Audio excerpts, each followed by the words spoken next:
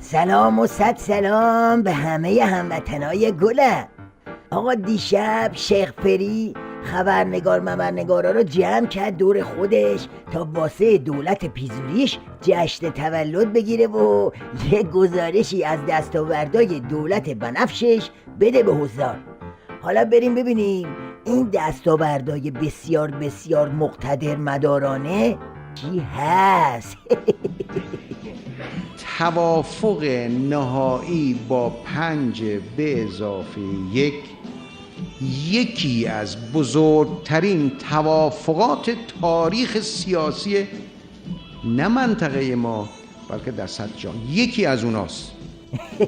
بابا شیخ فری، تو که تو خالی بندی و دجالگری داری به اون یارو عنتری نژاد سور میزنی که زهرخوری اونم در ابعاد جهانی که دیگه این همه دادار و دودور نداره که جای این قمپوزای کشکی.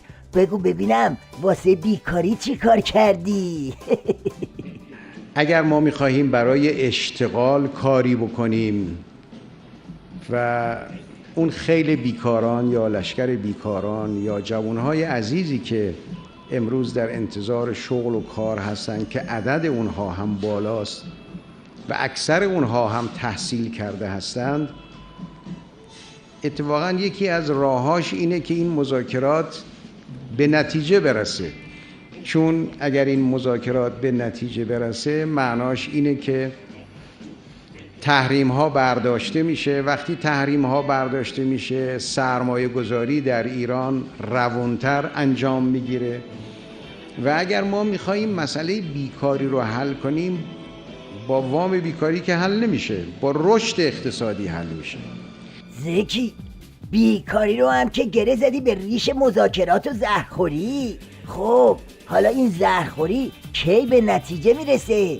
فعلا که برداشتن تحریما نه به داره نه به بار. اگر طرف مقابل ما اراده لازم و حسن نیت داشته باشه شدنیست. تو 5 هفته دیگه میتونیم به توافق برسیم. ولی اگر نرسیدیم خب ادامه میدیم به مذاکره. این فاجعه بزرگی اتفاق نمیفته، ما کارمون رو داریم ادامه میدیم.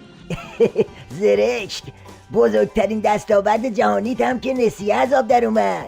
از یه طرف همه مصیبت‌های نظام رو ربط میدی به مذاکرات، از طرف دیگه میگی اگه به توافق نرسیدیم فاجعه نیست. تناقضت مبارک. خب اصلا اینو بیخیال شیم. آقا اون داد و هوارایی که موقع تبلیغات انتخاباتی واسه حقوق شهروندی میکشیدی چی شد؟ عرض کنم که موضوع حقوق شهروندی یکی از قولهایی بود که من در دوران تبلیغات انتخاباتیم به مردم وعده داده بودم که من بعد از انتخاب یک منشوری رو تحت عنوان منشور حقوق شهروندی در اختیار مردم قرار خواهم داد و تلاش میکنم برای اجرای اون منشور. تلاش میکنی اجرا کنی؟ بعد تو این منشورت از 2 برابر شدن اعدامات تو این 1 ساله هم چیزی نوشتی یا نه؟ از حمله به زندانیا چطور؟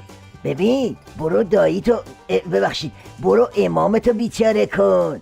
امام گور به گوریت هم از این منشورا زیاد در اختیار مردم قرار میداد.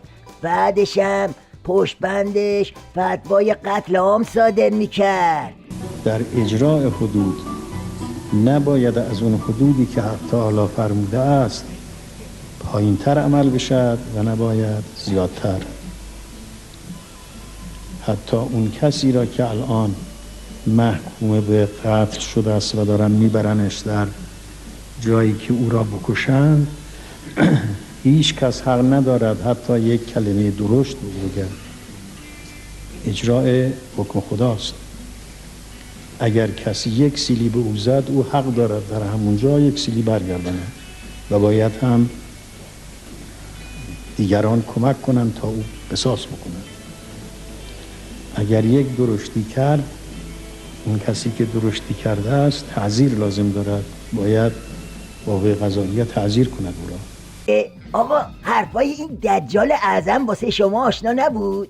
بنده موشکاف احساس میکنم این حرفا رو همین تازگی ها شنیدم. راستی کجا شنیدیم؟ حتی طرف اعدامیه، میخوام ببرنش پای چوبه دار. خب ببرن، اگه قانون است خب قانونه، باید اجرا بشه. ما حق نداریم در بردن چوبه دار بهش فحش بدیم، توهین بکنیم، بگیم فلان چرا. هیچ قانون اینه. قانون اینه که قاضی او رو محکوم کرده، حالا مجازات بشه، تمام. به ما ربطی نداره. قانون خداست یا قانونی است که مجلس تصویب کرده، مال مردم ما مجری هستیم. بله، حالا معلوم شد این جوجه دجال تئوریای 100 من یه قازشو از جیب کدوم پالونی در میاره. همینه دیگه، شاگرد همون امام ملعونه دیگه. خب بابا، خیلی روده درازی کردی شیخ بری. یه گزارشی هم از وضعیت تورم تو دولت برم کرده بیار که میخوایم در کنفرانس تخته کنیم. تورم خب یک رشد فزاینده‌ای داشت. اون کاری که ما کردیم این رشد رو متوقف کردیم، یعنی حرکتش کند کردیم. مثل یه ماشینی که با سرعت 100 داشته میرفته جلو، ما این آوردیمش داریم با سرعت 20 میره جلو. بنابراین در مجموع اون چه هست این اسب سرکش تورمی که میدویده، ما این عنان کشیدیم و این خیلی آرام داره راه میره. ما نفهمیدیم بالاخره این تورم ماشینه یا اسب؟ سر کی رو میخوای شیره به مالی شیخ بری؟ اسب و ماشین رو ول کن، خر ولایت رو بچسب که 4 دست و پا تو گل بحرانا گیر کرده. سر تخته بشورنت با این کارنامه زهر مارید.